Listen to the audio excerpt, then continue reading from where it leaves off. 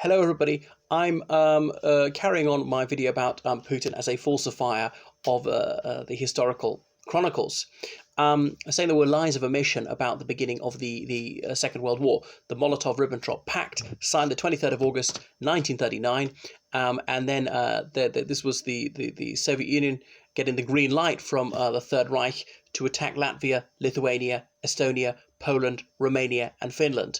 So in the time that Germany attacked one country, the Soviets attacked 6 countries.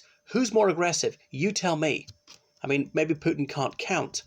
And some of these countries were completely democratic, were much freer countries than the Soviet Union. And what was the Soviet Union going to bring to them? Like state terror, starvation, oppression, taking politicians, all sorts of middle-of-the-road politicians, calling them so-called extremists and sending them to the labor camps.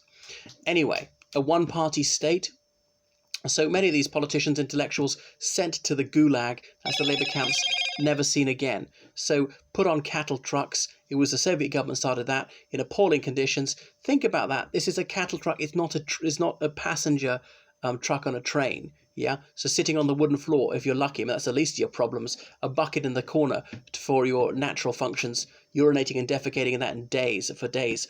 Not much food or water, getting to the tundra with inadequate clothing and shelter and everything, and having to labor, and many of them died on the journey. So just appalling inhumanity. None of that makes the Wehrmacht acceptable, what they did. None of that makes the Third Reich acceptable. No, they're both shocking. But sorry, this is like looking at the speck in somebody else's eye while forgetting the mote in your own. Might say, what about the wrongdoing in the British Empire? Hey, there was wrongdoing. Appalling evil in terms of the transatlantic slave trade. I'll talk about that in other videos. I have talked about it, but I'm talking about what Putin wants to bring up.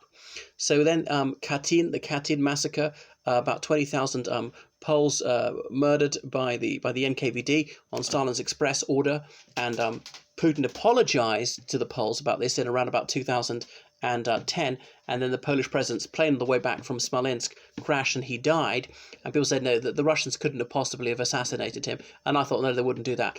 I'm not so sure now, actually, given that under Putin he started assassinating people on a very large scale.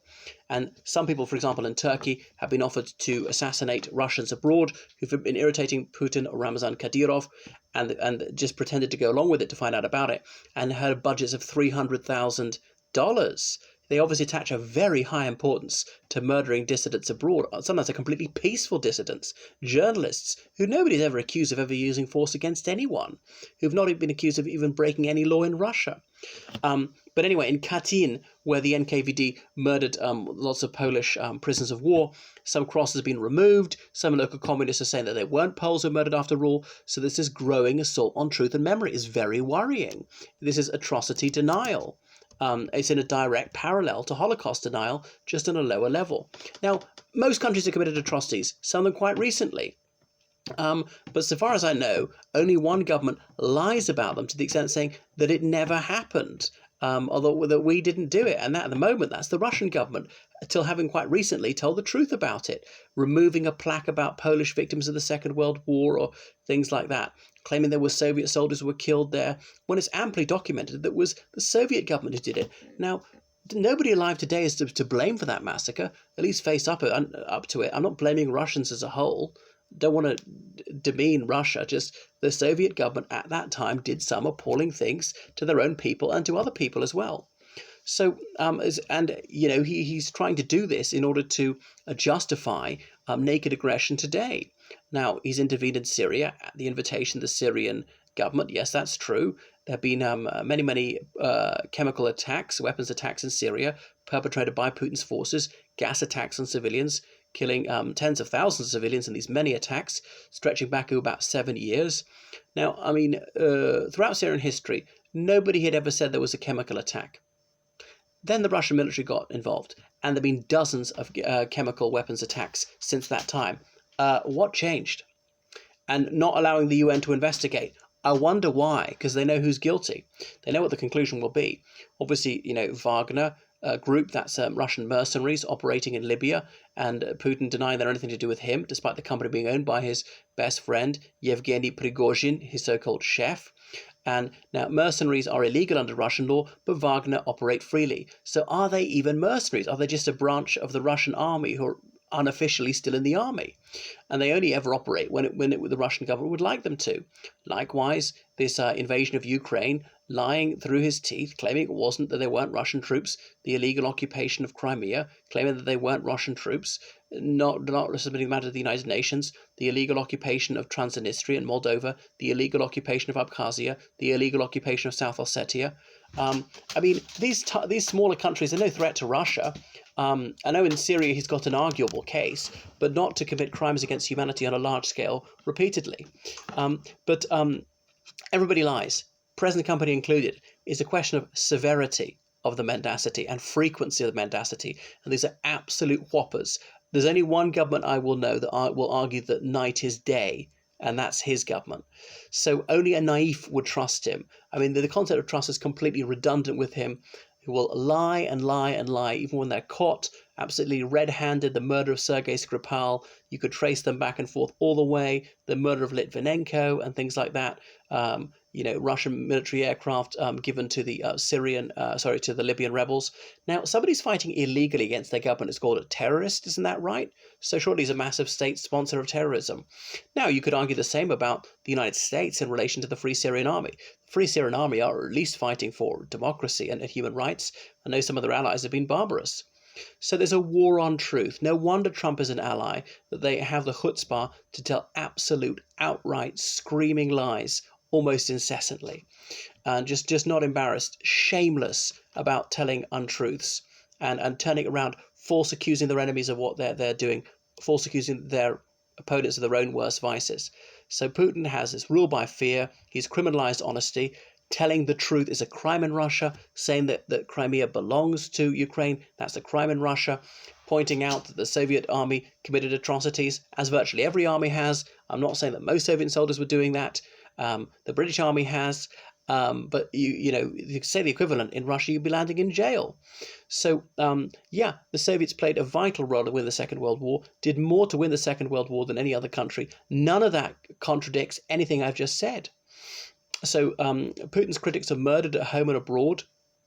So it's terrible. There's still a small amount of freedom of expression. There's quite a narrow range of things you can say, but it's not as outright oppressive as someone like North Korea. So Putin boasts of killing traitors. Who's really a traitor? These so-called traitors, people are speaking up for ordinary Russians who don't want there to be a kleptocracy, who don't want the people to be brutalized, who are speaking out against excessive police force and so on, who are speaking out against neo-Stalinism. So the truth is so intolerable for him that he criminalizes truth-telling.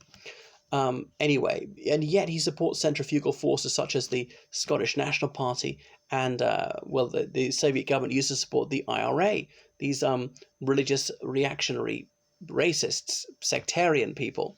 The equivalent of the SNP isn't even allowed in Russia. You're not allowed to suggest dividing the territory, independence for Tatarstan, Bashkortostan, Chechnya, anything like that. State terror in Chechnya, Ramazan Kadyrov's troops have got impunity, torturing and murdering gays and dissidents and so on. And he said, I remember Putin 20 years ago saying Russia doesn't negotiate with terrorists, it destroys them. No, it doesn't negotiate with them. It makes them president of Chechnya. Ramazan Kadyrov was his deadly enemy. If he was evil then, he's evil now. So bombing people in Russia proper, roughly 30,000 Chechen civilians killed in the 90s by the Russian government. Now, I know in every conflict civilians are killed. In a modern conflict, some civilian deaths are acceptable, but not that many in a conflict of that scale. Being extremely reckless about civilian deaths, doing nothing to try and mitigate the risk. And I know some of the Chechen separatists, terrorists you call them, I know some of them were dreadful as well and deliberately killed Russian civilians, far, far fewer. So no wonder many Chechens wanted to be independent. They were a nation by really any definition, and Russian rule had not been good for them, had been treated absolutely outrageously, deported to Kazakhstan, many of them dying on the way, and not allowed back for years after the war, even with the danger had completely passed, and suffering racism to this day. So Putin runs this mafia state with kleptocracy. It's terrible, with hugely fraudulent elections. This referendum may be largely fraudulent as well, doing everything to get people to vote, appealing to the lowest common denominator, racism, homophobia, and so on to win, persecuting religious minorities and gays, Jehovah's Witnesses. If Nazism was really so bad, what was so bad about it? Deliberately killing civilians? banning the Jehovah's Witnesses, being homophobic, cult of the personality, breaking your own law, serving as prime minister and president at the same time, invading other countries, lying about the pretext for invasion, lying that you were invading, invading to so-called liberate, your own ethnicity abroad,